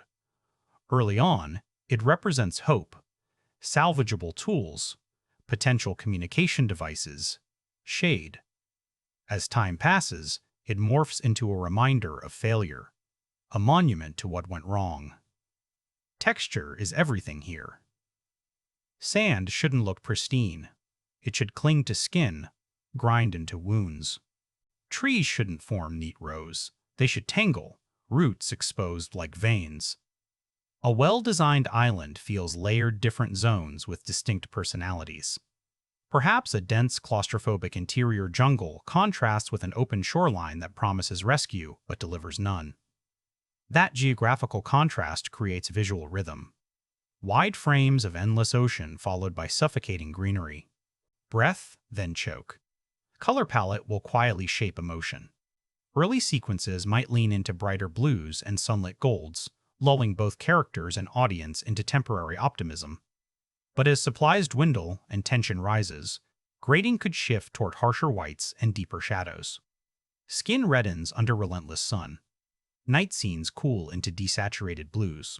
Production design and cinematography will collaborate closely here, but the physical sets, weathered shelters, makeshift tools, deteriorating clothing, anchor the transformation. Costume design in survival films often goes unnoticed, which means it's either perfect or forgettable. Here, it needs to chart time. Clothing tears incrementally. Sleeves repurposed as bandages. Fabric stiffened by salt and sweat. These details aren't cosmetic. They're storytelling. When a character's once crisp shirt hangs in tatters, we feel duration. We see endurance. Wardrobe becomes timeline. Shelter construction offers another opportunity for layered design. The first attempt might be clumsy. Branches hastily leaned against wreckage. Later iterations could grow more sophisticated, reflecting adaptation and desperation. Each rebuild tells us something about shifting psychology. Is the shelter fortified and defensive, or open and hopeful, positioned toward the sea? Design choices become character choices. Props carry emotional charge in contained settings. A broken watch. A cracked phone with a dying battery. A water bottle rationed down to the last drop. The production team must treat these objects with reverence. In a world stripped to essentials, every item becomes precious. If a character clutches a small keepsake salvaged from luggage, a photo perhaps, it shouldn't feel like a cliché. It should feel like oxygen. Weather effects add dynamic unpredictability. Storm damage to the shelter. Rain that replenishes water supply but risks hypothermia. Sun that bleaches everything into exhaustion. Practical elements. Wind machines, controlled rainfall, enhance authenticity far more effectively than digital overlays. Raimi has always thrived on tactile filmmaking. If Send Help leans into practical design, the island won't just look real. It will feel inhabited. There's also spatial storytelling. A well-designed island creates invisible boundaries. A dangerous rocky outcrop no one dares cross. A freshwater source, contested or scarce. A specific tree that becomes a lookout post. Over time, the audience learns this geography intuitively. That familiarity builds tension. When a character ventures beyond established safe zones, we feel risk immediately. Lighting integrated into production design plays a crucial role as well. Firelight inside a crude shelter throws shadows that exaggerate fear. The moon illuminating wreckage creates almost ghostly silhouettes. Raimi's horror roots might subtly influence how night scenes are staged. Darkness, not as absence, but as presence. An island after sunset should feel alive, not inert. One of the most compelling aspects of survival production design is decay. The environment doesn't change, but the character's relationship to it does. The beach that once symbolized rescue starts to feel mocking. The jungle that promised resources becomes labyrinthine. Design can subtly emphasize that shift branches seeming denser, pathways less clear, even if the physical set remains the same. Perception becomes environment. Ultimately, the island must function as the film's third lead, not a backdrop, a participant. It tests them, shelters them, betrays them. Production design will determine whether that presence feels organic or manufactured. Because once the world is built, once sand feels abrasive and trees feel oppressive, the camera has something meaningful to capture. And the way that camera moves through this constructed wilderness will either heighten tension or flatten it. Visual storytelling doesn't end with set design. It begins there. The first time the camera pulls back to reveal the full stretch of ocean surrounding the island, it has to feel suffocating, not expansive. That's the paradox cinematography must solve in Send Help. Wide spaces that trap, open skies that offer no exit. And with Sam Raimi behind the monitor, you can bet the camera won't just observe this environment, it will stalk it. Raimi's visual language has always been kinetic. Think of the rushing POV shots in The Evil Dead, the camera barreling through forests like an unseen force. Or the sweeping, comic book dynamism of Spider-Man, where movement itself became narrative punctuation. In a survival thriller, that instinct needs recalibration. Too much flourish risks breaking immersion. Too little, and the film feels inert. The balance lies in controlled motion camera work that reflects psychological state rather than spectacle. Early sequences on the island will likely employ wider lenses to emphasize vulnerability. A 239,001 anamorphic aspect ratio. The ultra-wide cinematic frame would stretch the horizon line, making the characters appear small against endless sea. That compositional choice isn't decorative, it's thematic. Tiny figures dwarfed by nature. Survival cinema often uses scale as emotional shorthand, and Raimi has never shied away from bold framing. But here's where it gets interesting. As tension mounts, expect the camera to tighten. Longer focal lengths compress space, making the jungle feel denser, closer, almost claustrophobic. The same island that looked vast now feels closing in. That shift can happen gradually, almost imperceptibly, one lens choice at a time. By the midpoint, close-ups might dominate, faces filling the frame, sweat and salt visible, every micro-expression magnified. Isolation becomes intimate. Lighting philosophy will be crucial. Natural light can create stunning realism, but it's unforgiving. Harsh midday sun flattens faces. Golden hour romanticizes suffering. A skilled cinematographer will shape available light rather than surrender to it. Reflectors to carve subtle shadows.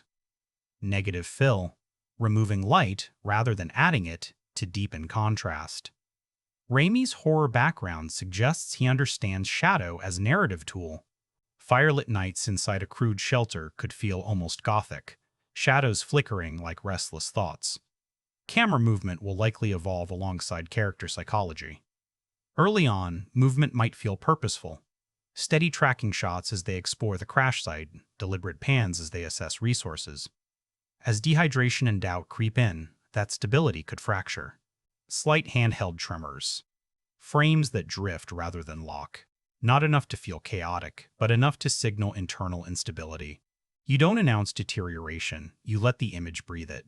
One particularly potent technique in survival cinema is the subjective shot, aligning the camera with a character's point of view. Raimi has weaponized POV before. Imagine moments where the camera becomes unsteady vision during heat exhaustion, horizon lines tilting subtly, or distant shapes blurring at the edge of focus. If hallucination enters the narrative, lens distortion and shallow depth of field could blur reality just enough to unsettle without tipping into gimmick. Composition will also determine relational tension. Two characters in the same frame can be positioned miles apart emotionally. Negative space between them becomes storytelling. A wide shot with one figure foregrounded and the other barely visible behind, distance implied without dialogue. Later, perhaps they share the frame more tightly, forced together by circumstance or conflict. Blocking and framing act as emotional barometers. Color grading deserves attention too. Digital cinematography allows immense control in post-production. Early warmth could fade into cooler tones as morale drops. Skin tones might shift from healthy warmth to sallow fatigue. Subtle desaturation can make landscapes feel less inviting, more sterile. The ocean's blue might deepen into something almost oppressive rather than serene. Raimi's signature snap zooms and dynamic angles are iconic, but deploying them here requires restraint. A single sudden push-in during a moment of realization could land like a shockwave precisely because the rest of the film maintains composure. Visual punctuation only works when it contrasts with baseline rhythm. Used sparingly, it reminds audiences of the director's presence without shattering immersion. And then there's silence in framing. Static shots held longer than comfort allows. No cutaway. No score swelling. Just wind and two figures in frame. Patience becomes tension. Contemporary thrillers often over-edit, afraid of stillness. A confident cinematographic approach would lean into it. Let the discomfort stretch. Perhaps the most telling visual decision will be how rescue, or the illusion of it, is framed. A distant boat on the horizon. A plane passing overhead. Do we see it clearly, or from a skewed angle, partially obscured? The camera can create hope or undermine it in the same breath. Framing determines perception. Ultimately, cinematography in Send Help must accomplish something deceptively complex, transform a single location into an evolving emotional landscape. Same beach, same jungle, different meaning each time we see it. That's not about expensive gear. It's about intention. Because once the visuals establish mood and tension, the auditory landscape takes over. What the eye registers as isolation, the ear must amplify or contradict. And in survival cinema, sound isn't background, it's heartbeat. Before a single line of dialogue lands, before a glance signals mistrust, sound will tell us whether this island is sanctuary or sentence. Survival films understand a simple truth. When you strip away civilization, you strip away noise. What remains isn't silence, it's exposure. And in Send Help, the audio landscape may become as psychologically invasive as the sun overhead. If Raimi reunites with a composer of Danny Elfman's sensibilities, or chooses someone similarly attuned to tonal elasticity, the score won't dominate. It will hover. Survival thrillers rarely benefit from wall-to-wall orchestration. Music has to earn its entrance. Early cues might feel sparse, a low piano motif, spaced-out notes that leave air between them. Not melody as comfort. Melody as question. Each note lingering longer than expected, echoing like a call unanswered. And then there's restraint. The most powerful choice a composer can make here is absence. Long stretches without non-diegetic score, that is, music not heard by the characters, force the audience to sit inside environmental sound. Wind scraping across sand, waves collapsing rhythmically, insects droning at dusk. These sounds aren't decorative. They create temporal awareness. Day feels long because you hear it pass. Diegetic sound. Audio that exists within the story world becomes narrative driver. The crackle of a salvaged radio attempting to catch signal. The hollow thud of debris shifting in the wreckage. A flare gun misfiring. Every failed attempt to communicate should have its own sonic texture. Static that almost resolves into voice. A distant rumble that could be thunder or imagination. Sound design in these moments manipulates hope. Think about night. Darkness transforms acoustics. The island will sound different after sunset. Louder in some ways, quieter in others. A branch snapping carries more menace when visibility drops. Breath becomes amplified inside a crude shelter. The human body enters the mixed stomachs growling, coughing from dehydration, the subtle tremor in a voice when energy fades. Survival isn't just visual deterioration, it's auditory fatigue. One of the most potent tools in thriller sound design is dynamic range, the contrast between near silence and sudden impact. If the film spends minutes in hushed environmental ambience, a sudden crash of thunder or falling debris can feel seismic. Not because it's loud, but because it breaks expectation. Raimi has always understood rhythm. Applied to sound, that instinct could make even minor sonic disruptions feel catastrophic. There's also psychological sound. As exhaustion deepens, perception may distort. High-frequency ringing creeping into the mix. Ocean waves subtly exaggerated, almost pulsing. These techniques, used sparingly, align audience experience with character fragility. You don't announce hallucination visually first. You let sound blur reality before the eye catches up. The score, when it does swell, must feel earned. Perhaps during a near-rescue moment. A plane overhead, hope igniting. The music rises cautiously. Strings entering not triumphantly, but tentatively. And if that hope collapses, the music shouldn't crash. It should recede. Leave emptiness behind. Silence after disappointment lands harder than melodrama. Leitmotifs, recurring musical themes associated with characters, could add emotional cohesion.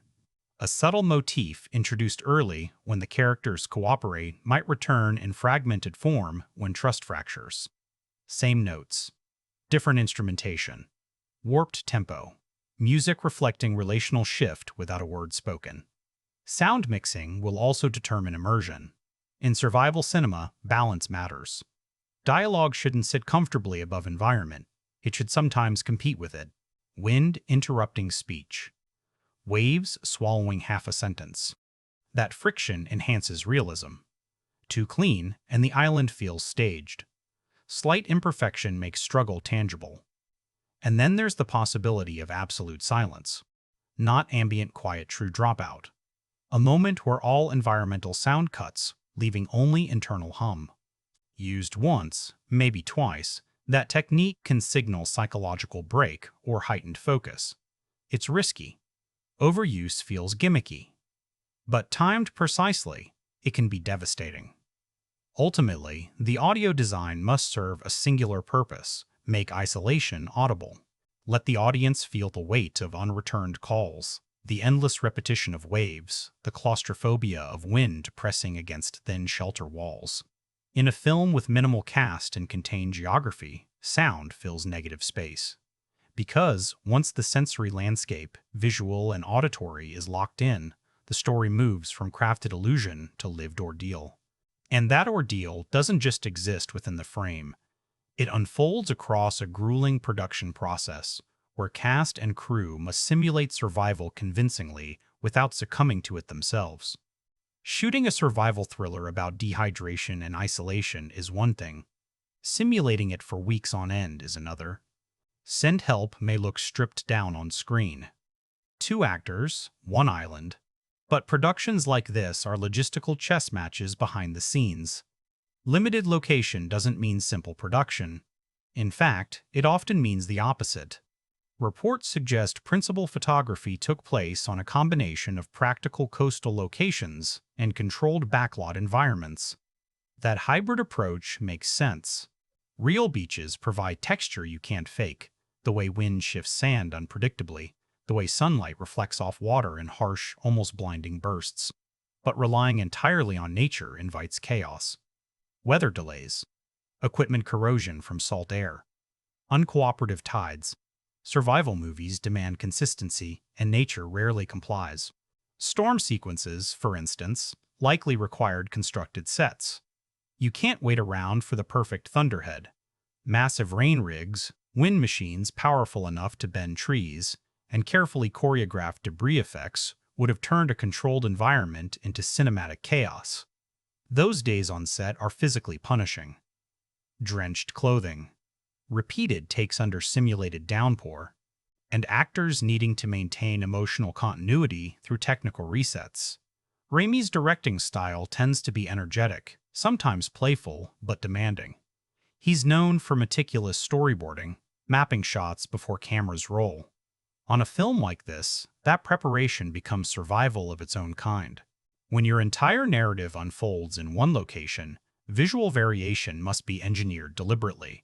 Crew members likely had to track sun position, shoreline continuity, and even sand displacement to avoid jarring inconsistencies between takes. Then there's the physical toll on the cast. Survival cinema thrives on visible deterioration, but film schedules rarely shoot in chronological order. Day 25 of production might represent day 3 on the island. Maintaining believable progression, sunburn intensity, dirt accumulation, fatigue, and body language requires obsessive continuity management. Makeup departments become timekeepers. Wardrobe logs every tear and stain. It's granular work, invisible to audiences but crucial to immersion. Injuries are always a concern on terrain. Heavy shoots, uneven ground, slippery rocks, exposure to heat. Productions typically employ medical consultants and safety teams precisely because the environment is unpredictable. Raimi has navigated physically demanding sets before, but survival realism adds an extra layer of vulnerability. When actors look exhausted on screen, the line between performance and reality can blur uncomfortably. Interestingly, contained thrillers often foster tight-knit crews. Fewer cast members. Repetitive locations. Shared discomfort under the same sun. That environment can create camaraderie. Stories from similar productions often describe cast bonding over the very hardships they're portraying. Shared sand in shoes. Shared frustration when a carefully built shelter prop collapses prematurely. Those moments off-camera can translate into authenticity on screen. There's also the matter of improvisation. Raimi has historically allowed actors room to explore physical beats within structured scenes. On an island set filled with practical debris and working shelters, unexpected moments can arise. A prop breaks differently than planned. A gust of wind alters blocking. Rather than resetting, directors sometimes incorporate those accidents. Survival narratives benefit from spontaneity. Imperfection feels real. Reshoots, if any occurred, likely focused on clarity rather than spectacle. In small-scale thrillers, pacing is king. An extra reaction shot. A trimmed dialogue exchange. A slightly extended pause. Minor adjustments can recalibrate tension entirely. Raimi's experience in both indie and blockbuster environments equips him to fine-tune rhythm without inflating scale. Post-production also shapes the final survival experience. Editors must manage repetition carefully. Too many similar sequences of foraging or scanning horizons risk monotony. Smart editing compresses time without sacrificing emotional progression. A montage of failed rescue attempts, for instance, can convey weeks passing in minutes, if structured thoughtfully. What makes behind-the-scenes journeys like this compelling is contrast. On-screen, isolation. Off-screen, coordinated collaboration among hundreds of professionals. Lighting technicians adjusting reflectors while actors portray abandonment. Craft services setting up tents while characters starve within the narrative. Cinema is illusion built by community. And when that illusion is complete, when performances, design, cinematography, and sound coalesce, the world finally judges the result. Not in terms of craft alone, but in cold numbers. Budgets. Opening weekends. Global receipts. Survival on screen is one battle. Survival at the box office is another entirely. Here's the uncomfortable truth about mid-budget survival thrillers in the modern marketplace. They live in a financial gray zone. Too intimate to justify blockbuster marketing budgets. Too ambitious to be dismissed as streaming filler. Send Help enters that arena carrying both the advantage of Sam Raimi's name and the risk of original IP in a franchise-dominated industry. While official production numbers haven't been publicly disclosed, industry estimates place the film in the mid-range bracket, likely between 30 to 50 million, given location shooting, practical effects, and A-list leads. That's not pocket change. But it's also not superhero territory. For comparison, a film like The Shallows reportedly cost under $20 million and turned a healthy profit due to controlled scale and strong word of mouth. The model here is sustainability, not spectacle. Opening weekend performance will hinge on positioning. Is this marketed as a tense psychological thriller, a survival drama, or sold heavily on Raimi's genre legacy? Marketing tone matters. Lean too hard into horror elements and you risk misleading audiences. Sell it as pure drama and you undercut tension appeal. Studios often walk that line with razor precision. Trailers emphasizing storm sequences, fractured trust, and near-rescue moments without revealing emotional pivots. Domestic versus international performance also plays differently for survival films. High-concept disaster movies travel well globally because spectacle transcends language. Intimate two-character thrillers depend more on star recognition. Rachel McAdams has global credibility through studio projects, while Dylan O'Brien brings franchise familiarity. Combined, they offer cross-market appeal, though not the automatic international draw of action heavyweights. Legs industry shorthand for how well a film holds week to week will likely matter more than a massive opening.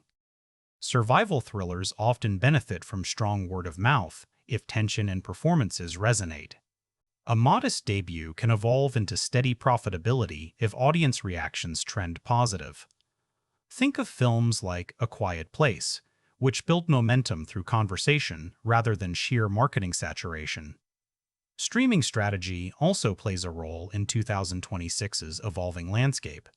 Even theatrical first releases increasingly rely on premium video on demand and platform licensing windows to secure profitability.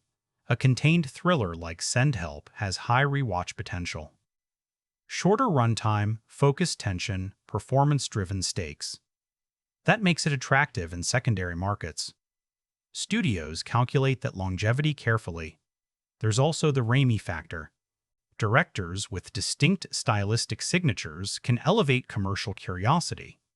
His name alone won't guarantee blockbuster numbers, but it adds credibility among genre fans. Marketing that subtly reminds audiences of his horror pedigree without overselling supernatural elements could widen appeal. Timing matters too. Release against a tentpole superhero sequel? Risky. Slot it into a quieter late summer or early fall window. Strategic. Survival thrillers often perform well in transitional seasons when audiences crave intensity without full-scale spectacle overload. Financial success, though, isn't measured solely in ticket sales. Critical response can extend a film's lifespan. Awards attention for lead performances. Even nominations can spark second-wave attendance. Survival dramas historically generate acting buzz when physical and emotional commitment feel transformative. Failure scenarios are just as instructive. If pacing drags or marketing misrepresents tone, audience drop-off can be swift. Social media reactions in opening weekend shape narrative instantly. In an era where perception moves faster than box office tallies, reception within 72 hours can define a film's commercial trajectory. Ultimately, Send Help doesn't need to dominate the global box office to be deemed successful. It needs to outperform its scale. If production costs remain disciplined and marketing measured, even a moderate theatrical run combined with strong digital performance could position it as a strategic win for 20th century studios. But numbers only tell part of the story. A film can break even financially and still fail culturally, or underperform commercially and grow into a critical darling years later. Box office measures appetite. It doesn't measure impact, and impact is where reception enters the conversation. Critics, audiences, awards bodies, they don't always agree. Sometimes they clash spectacularly. How Send Help is interpreted, debated, praised, or criticized will ultimately shape its place in Raimi's filmography and in survival cinema more broadly. Critical reception is where a film stops belonging solely to its creators and starts belonging to everyone else. Once Send Help leaves the controlled precision of Raimi's set and lands in theaters, it enters the unpredictable ecosystem of critics, audiences, and cultural conversation. And survival thrillers tend to divide people in fascinating ways. Early reviews will likely focus on restraint. Critics often approach Raimi expecting flamboyance, camera acrobatics, tonal whiplash, horror flourishes. If Send Help delivers something quieter, more psychologically grounded, that pivot alone becomes headline material. Some will call it maturation. Others might label it underpowered. That tension between expectation and execution could shape initial critical framing more than the plot itself. Aggregated scores, Rotten Tomatoes percentages, Metacritic averages, IMDb audience ratings, will inevitably reduce nuance to numbers. But beneath those figures lies a deeper split that survival cinema frequently triggers. Critics tend to reward disciplined pacing and thematic depth. General audiences, depending on marketing expectations, sometimes crave more overt momentum. If the film leans heavily into slow-burn character study, critics may praise its patience while some viewers question its tempo. Performance reviews will likely dominate discourse. Survival films are catnip for acting analysis because there's nowhere to hide. If McAdams delivers the kind of restrained emotional unraveling hinted at in the film's structure, critics may highlight her subtlety as the anchor. O'Brien's arc, particularly if it involves psychological fracture, could spark debate. Does he externalize tension convincingly, or does the film demand even more volatility? These conversations often become shorthand for a movie's overall success. Tone will be another flashpoint. Raimi's history creates expectation of genre playfulness. If Send Help resists overt horror beats, some critics may frame that as surprising discipline. Others might miss the stylistic eccentricity they associate with his name. Tone misalignment between audience expectation and creative choice can define cultural response as much as narrative quality. Awards bodies rarely gravitate towards survival thrillers unless performances transcend genre boundaries. If either lead undergoes a visible physical and emotional transformation, awards chatter could emerge, particularly in acting categories. But that requires critical consensus. Fragmented reception dilutes momentum. Unified praise concentrates it. Audience reaction in the social media era amplifies immediacy. Opening weekend discourse will likely revolve around tension levels: stressful, claustrophobic, emotionally draining. Survival films often generate visceral responses. Word of mouth thrives on emotional intensity. But that intensity cuts both ways. A film described as exhausting can be interpreted as compliment or caution. Cultural conversation may also tap into contemporary anxieties. A story about isolation in a hyper-connected world resonates differently post-pandemic, in an era where digital communication feels essential. Critics might frame the island as metaphor, disconnection not just from society, but from the illusion of constant reachability.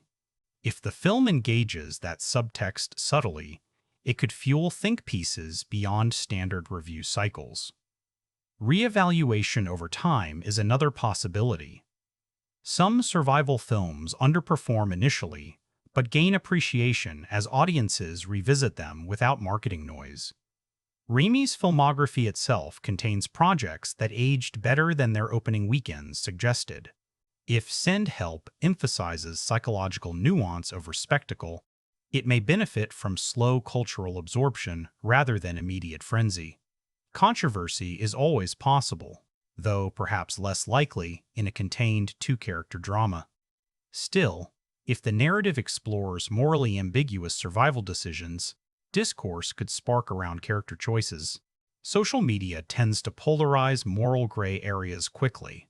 What one viewer sees as realism, another might label cynicism. Ultimately, reception will hinge on alignment between expectation and delivery, between pacing and patience, between performance intensity and audience tolerance. A cohesive critical embrace paired with strong word of mouth could elevate the film beyond mid-budget thriller status. A divided response could consign it to niche appreciation. But reception is only part of legacy. Numbers fade. Scores update. What lingers is theme. What the film says about identity, survival, and the fragile thread connecting human beings to one another. That's where lasting impact lives. And that's where the final evaluation must begin. Not with percentages or revenue, but with meaning. Survival stories endure because they strip away illusion. No social masks. No curated identities. Just need. Send Help leans into that primal core. But what gives it potential longevity isn't the island itself. It's the question pulsing beneath every scene. Who are you when there's no audience left to perform for?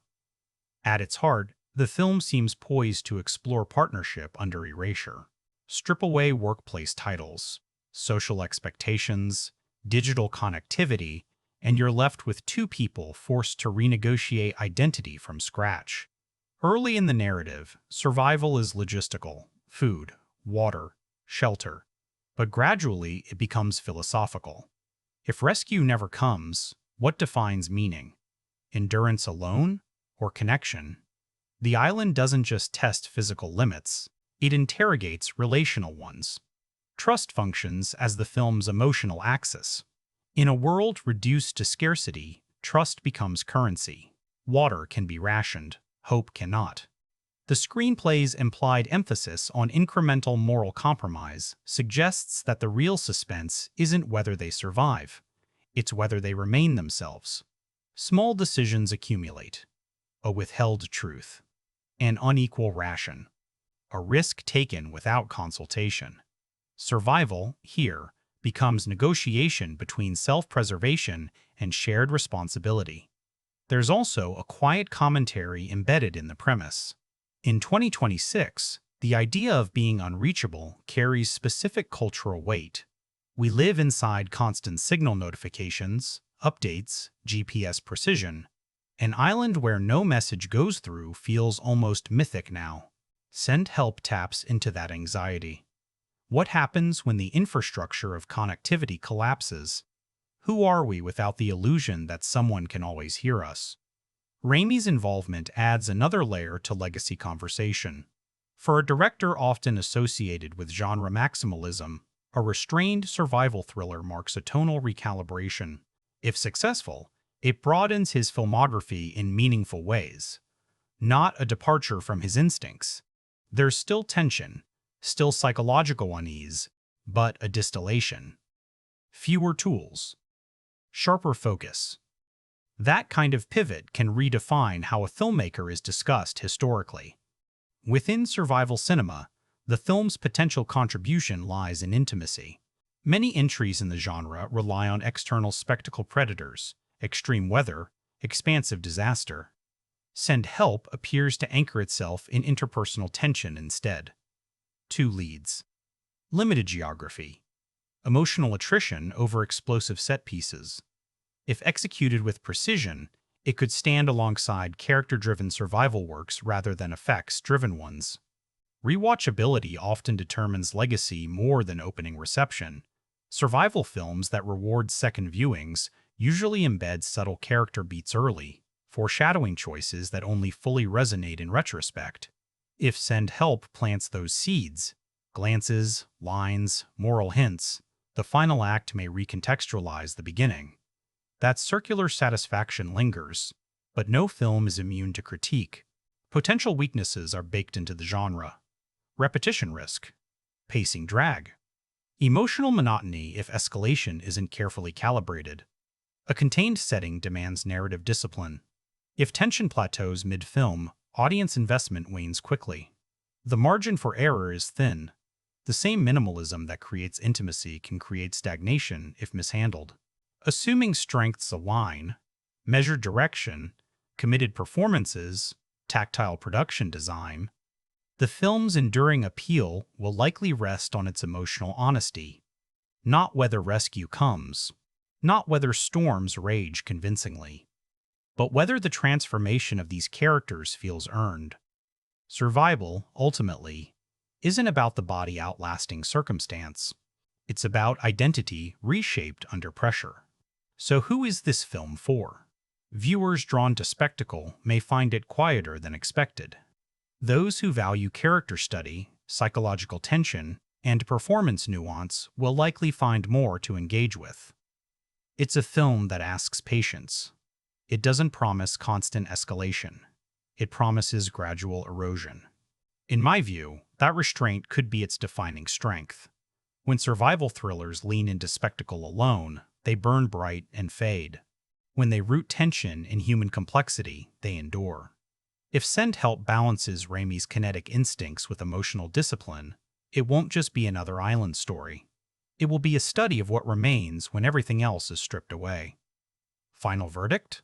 Cautious optimism, grounded in craft. The ingredients are strong, a director willing to experiment within limitation, two actors capable of layered performances, and a premise that resonates with contemporary anxieties. Success will hinge on execution, but the foundation suggests a film aiming for depth over noise. And that's the mark of survival cinema that lasts. Not the crash, not the storm, not the storm. The quiet decision in the dark when no one is watching and everything is at stake.